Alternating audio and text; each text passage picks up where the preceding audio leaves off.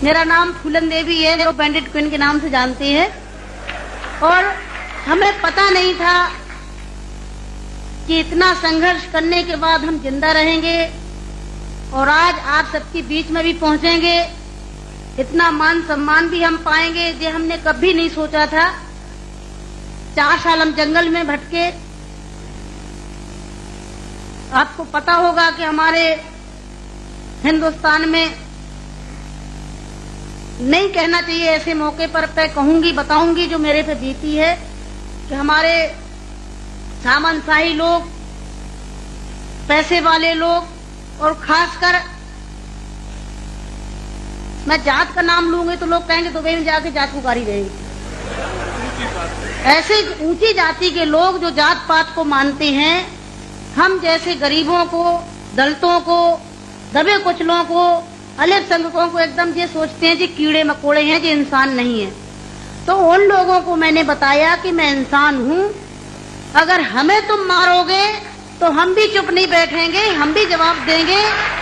और इसलिए मैंने कई दफे सोचा कि मैं आत्महत्या कर लूं, मर जाऊं, पर मैंने सोचा कि मरती तो हजारों लड़कियां रोज हैं। बताओ, हमें डाकू के नाम से जानते हैं लोग, डाकू, फूलन देवी डाकू। बताओ, मेरी 4 हाथ पैर हैं। कहते चम्मिल घाटी की है, चम्मिल घाटी की। चम्मिल घाटी मेरी माँ बाप है। अरे मैं माँ बाप से पैदा हुई हूँ। मेरा कसूर यही है कि मैं झोपड़ी में पैदा हुई, गरीब परिवार में पैदा हुई, दबी कुचली समाज में पैदा हुई, तो हमें जीने का अधिकार है नहीं। मेरे भाई और बहनों, मैंने कोई बुरा काम नहीं किया।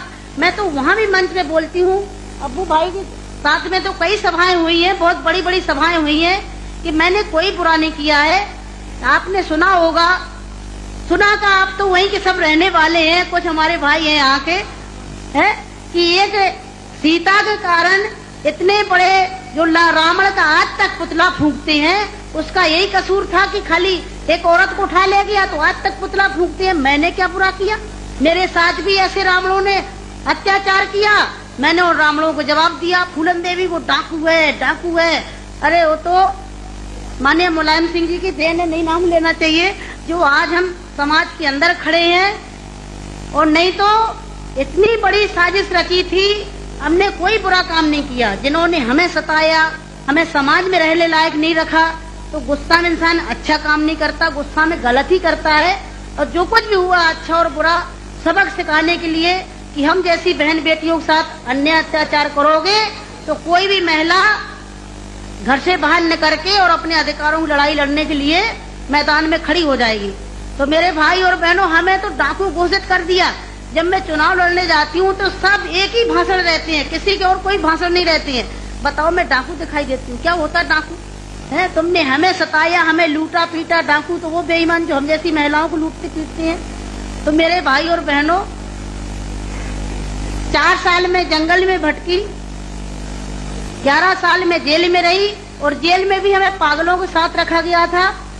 अच्छी जगह नहीं रखा गया, जहीं पागल महिला थी, पागल महिलाओं में रखा गया था। 11 साल तक हमें जेल में रखने के बाद कोर्ट में पेश नहीं करा गया। और जब जेल से छोड़े गए तो बहुत बड़ा हमारे हिंदुस्तान में तूफान आया, इतनी बड़ी डाकू को छोड़ दिया गया, बहुत बड़ा अन्याय हुआ। बस आप सबका प्यार था, आशीर्वाद था, कुछ ऊपर वाले की भी दुआ थी।